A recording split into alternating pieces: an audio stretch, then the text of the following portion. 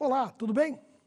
Hoje vamos tratar de um assunto que, aos olhos de muitos, pode parecer difícil, mas que na verdade exige apenas um pouco de atenção: as flexões nominais. Estudar flexões nominais é estudar o gênero e o número do substantivo, dos adjetivos, dos numerais, dos pronomes.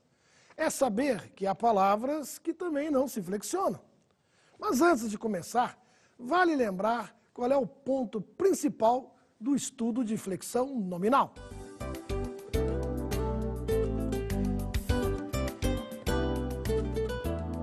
Nas flexões nominais, o ponto principal é o estudo da formação do plural dos nomes.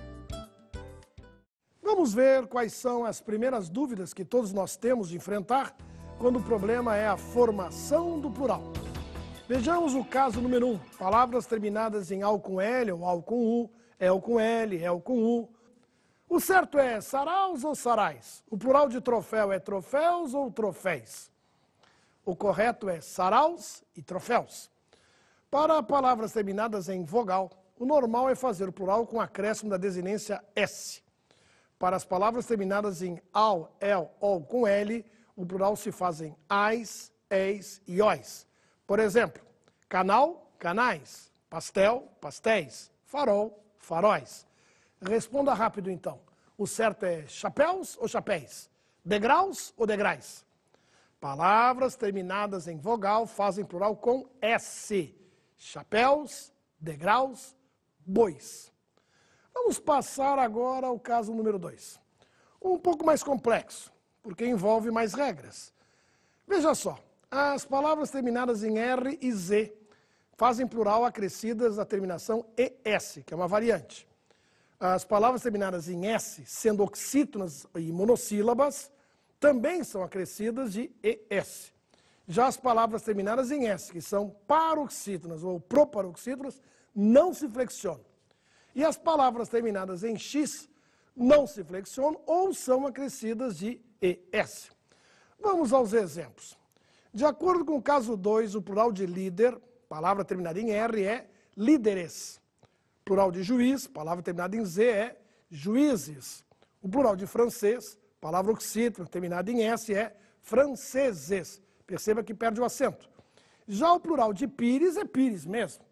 A palavra permanece invariável, pois é paroxítona terminada em S. O plural de tórax pode ser apresentado de duas formas. Tórax mesmo, se mantivermos a forma invariável, respeitando a regra, os tórax, ou então acrescentando ES, tóraces. Cuidado com a letra C, acrescentando ES no final. Esse assunto rende situações interessantes que merecem ser destacadas, porque envolve muito mais do que decorar regras. Vamos ver um exemplo. Você já deve ter sido parado em alguma blitz, não é mesmo? E se por acaso você for parado em mais de uma blitz no mesmo dia, como falaria? Fui parado em 2 blitz, ou blitz, ou blitzes? Afinal, qual é o plural de blitz?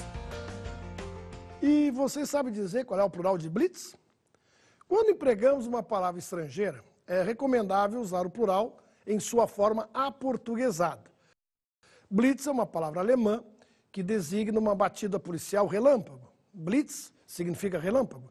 Se a considerarmos uma palavra aportuguesada, o plural deve seguir nossas regras. Assim sendo, deveríamos dizer blitzes. Existem outras palavras estrangeiras que incorporamos à língua portuguesa, como hambúrguer. A palavra é de origem inglesa. No inglês não tem acento nem U no final. E como ficaria o plural? Bom, em inglês é hambúrgueres. Em português, com acento, ficaria hambúrgueres. Se a forma for aportuguesada, devemos seguir as regras da nossa língua. Hambúrgueres. Vamos ver mais um exemplo.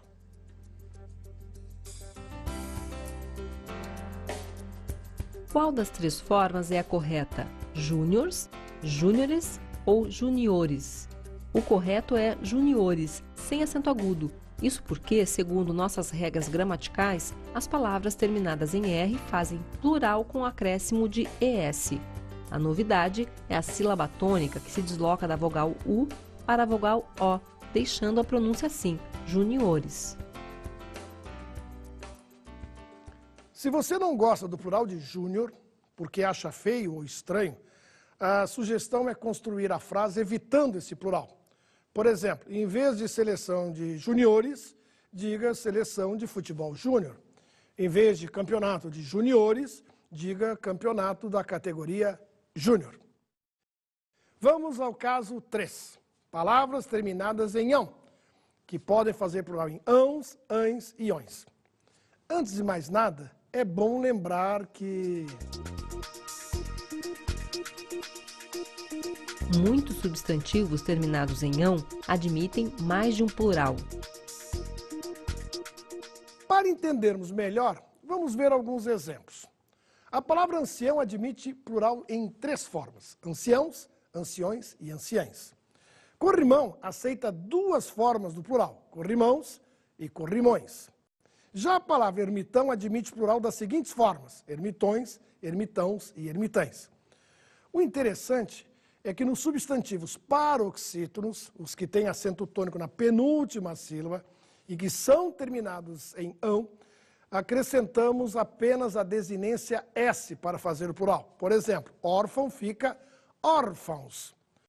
Na verdade, o que se percebe é que nem todos os substantivos terminados em ão podem ser enquadrados em uma regra. O aprendizado no plural acaba acontecendo pelo próprio uso do dia a dia. O que verdadeiramente explica as diferentes terminações é a etimologia. Mão, em latim manus, hoje faz plural mãos. Pão, em latim panis, hoje faz plural em pães. Na prática, o que nos faz dizer qual é o plural das palavras terminadas em ão é termos um ouvido apurado. Olha, o conhecimento etimológico ele é indispensável por mostrar a viagem que as palavras fizeram ao correr dos séculos, no caso da língua portuguesa, durante um milênio, para adquirir aquele significado, aquela forma de dizer, ou então as expressões.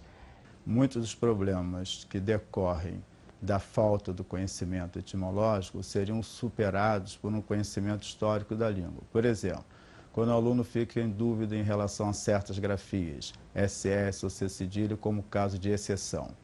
Conhecer a origem de exceção, que vem de ex captione do latim, facilitaria a grafia da palavra, que só poderia, na evolução, passar para C cedilha. Agora vamos ver o caso 4, plural dos diminutivos. Nos diminutivos formados com o sufixo inho, é só pôr a desinência S. Por exemplo, o plural de livrinho é livrinhos.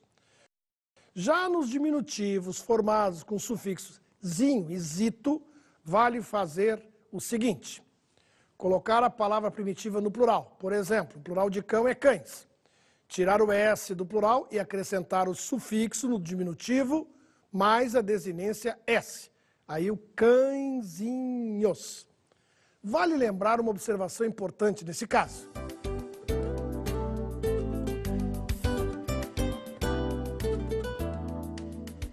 Os acentos gráficos, agudo e circunflexo, não são necessários no diminutivo, porque a sílaba tônica é a penúltima, mas o tio permanece, pois não é acento, é sinal de nasalização. Por exemplo, o diminutivo de chá no plural é chazinhos, sem acento agudo, porque a sílaba tônica é a penúltima, zi, chazinhos. No caso da palavra cãezinhos, o tio permanece, pois não é acento, é sinal de nasalização. Vamos ver agora o caso 5, numerais substantivados, nomes das letras, nomes próprios e siglas, que fazem plural normalmente. Observe as frases. No meu RG, há 2 oitos. Nessa frase, a palavra oitos é o numeral substantivado e vai para o plural normalmente.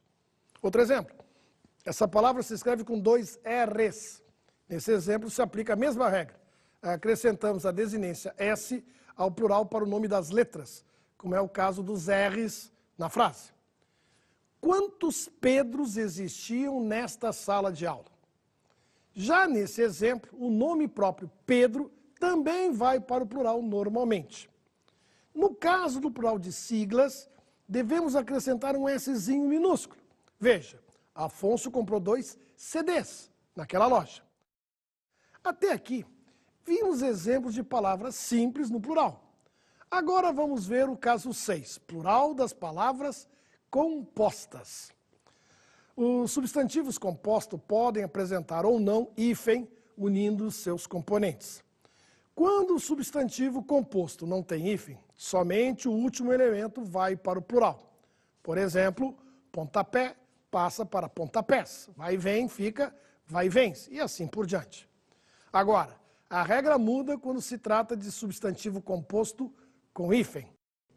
Por exemplo, se as palavras compostas com hífen forem substantivos, as duas vão para o plural.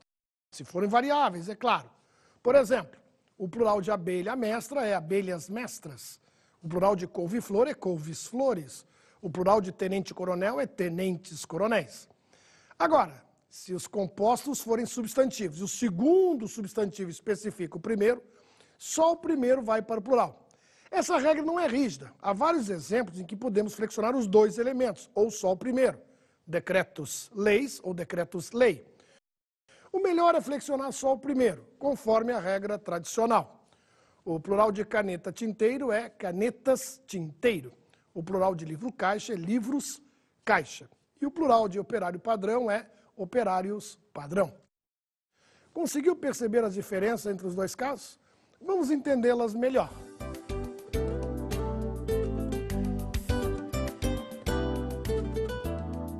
A diferença é que em palavras como tenente-coronel, o segundo substantivo não faz papel de adjetivo, pois tenente-coronel não é um tipo de tenente.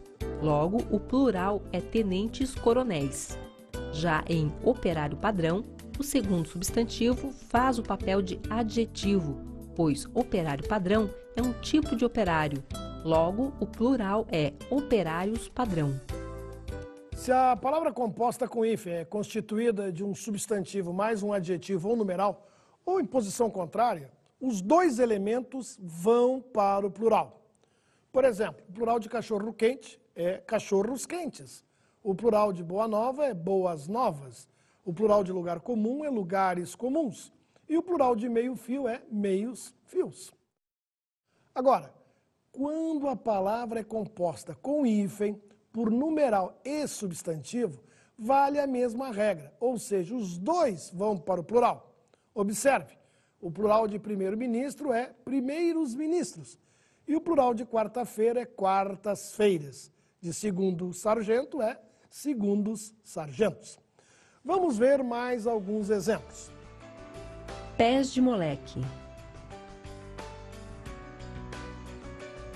Batatas doces. Guarda-chuva. Vocês viram que nesta cena temos uma barraquinha com alguns produtos alimentícios. Até mesmo um guarda-chuva esquecido em um canto que deu ar da graça. Na verdade, essas imagens têm um propósito.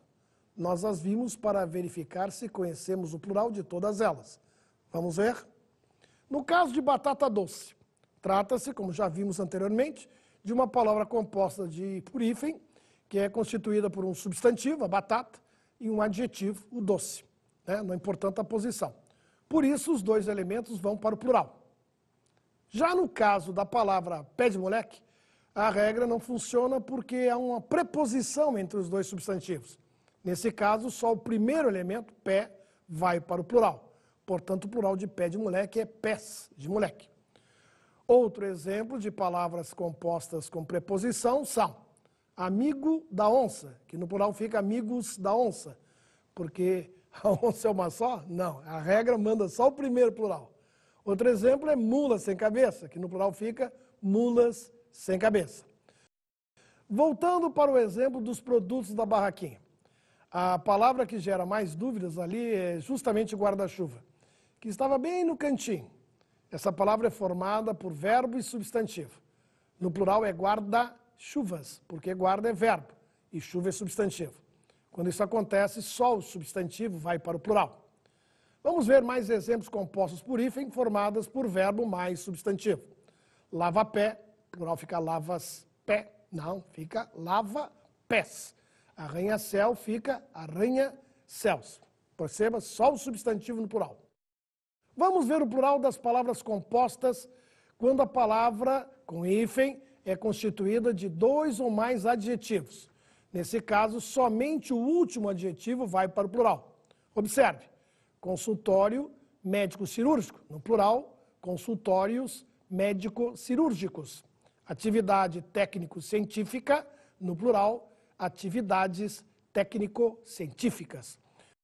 Os adjetivos compostos referentes às cores são invariáveis quando o segundo elemento é um substantivo. Quer dizer, o plural de blusa verde piscina é blusas verde piscina. Com relação às cores, é importante lembrarmos algumas regras básicas. Cecília renovou seu guarda-roupa. As peças adquiridas foram uma blusa vermelha, 3 camisas brancas, um blusão de lã laranja, 2 camisas rosa claro, um par de sapatos preto, 2 calças verde garrafa e 2 terninhos cinza. Vimos no exemplo como podemos empregar o plural corretamente para nos referirmos às cores. Conforme a regra, quando a cor é um adjetivo, flexiona-se como no caso abaixo. Uma blusa vermelha, 3 camisas brancas. Ainda de acordo com as regras gramaticais, quando a cor for um substantivo, não há variação, como foi empregado corretamente no exemplo, um blusão de lã laranja e 2 terninhos cinza. Também vimos no exemplo que quando um dos elementos do adjetivo composto for substantivo, o composto é invariável, como quando é citado. 2 camisas rosa claro, 2 calças verde garrafa. Se o primeiro elemento for advérbio, preposição ou prefixo, somente o segundo elemento vai para o plural. Vamos ver os exemplos? Abaixo-assinados, alto-falantes, recém-nascidos, vice-campeões, contra-ataques. Vale lembrar que pelo novo acordo ortográfico da língua portuguesa, a palavra autorretrato não é mais grafada com hífen, mas permanece sendo uma palavra formada por um prefixo mais um substantivo. O hífen caiu porque não se emprega em compostos em que o prefixo ou falso prefixo termine em vogal e o segundo elemento comece por R ou S. Nesses casos, essas consoantes se duplicam. Quando não há hífen, o plural se faz naturalmente só no segundo elemento, autorretratos. No caso de palavras compostas constituídas pela repetição das palavras, como onomatopeias, por exemplo, o segundo elemento vai para o plural. Por exemplo, o plural de bang-bang é bang-bangs, de ping-pong é ping-pongs e de tic-tac é tic-tacs. Outros exemplos de palavras invariáveis são compostos de verbos de sentidos opostos, como o plural de entra e sai, que é entra e sai mesmo. O plural de leva e traz é os leva e traz. O plural de vai e volta é os vai e volta. O plural de chove não molha é os chove não molha. E o plural de disse-me disse é muitos disse-me disse. Vamos a mais um exemplo.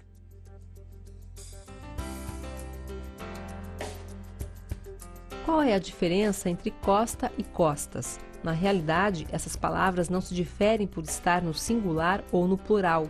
A diferença é que costa equivale a litoral, por exemplo, navegava pela costa brasileira. E costas é uma parte do corpo, como no exemplo, está com dor nas costas. Com isso, encerramos o assunto plural, mas não a aula, porque flexões nominais também estuda o gênero dos nomes. É bom lembrar alguns conceitos básicos. Quanto ao gênero, os substantivos podem ser masculinos, o fogo, o povo, o morro, femininos, a gata, a faca, a caneta. Comum de 2 gêneros, o personagem, a personagem, o cônjuge, a cônjuge, o artista, a artista. Sobrecomuns, ou seja, um gênero para os 2 sexos, a criança, o indivíduo. Epicenos, ou seja, um gênero para os 2 sexos, mais comum quando nos referimos aos animais, por exemplo, a onça, o jacaré. Percebemos que o uso correto do plural requer um pouco de prática, outro tanto de atenção às regras. Espero que tenham gostado da aula de hoje. Um abraço, até a próxima!